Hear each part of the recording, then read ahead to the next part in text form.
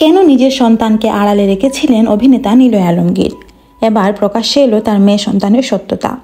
ছোট পর্দার জনপ্রিয় অভিনেতা নিলয় আলমগীর 2016 সালে তিনি জনপ্রিয় মডেল ও অভিনেত্রী আনিকা কবির সখ্যে বিয়ে করেন। দীর্ঘ 5 বছর সম্পর্কে থাকার পর সংসার পেতেছিলেন তারা, কিন্তু সেই সংসার টিকেছিল মাত্র কয়েক মাস। 2017 সালে ডিভোর্স হয় শখ ও নিলয়ের। এরপরে আবারও বিয়ে করেন তিনি। তার বর্তমান স্ত্রীর নাম তাসনুবা তাবাসসুম রিদি। প্রাথমিকভাবে যদিও তিনি এই বিয়ের খবর গোপন রাখেন, পরবর্তীতে নিজেই সেটি প্রকাশ করেন। এবার সামাজিক যোগাযোগ মাধ্যমে নিলয়ের সাথে একটি শিশু সন্তানের বিভিন্ন সময়ের বিভিন্ন ছবি দেখতে পাওয়া যাচ্ছে।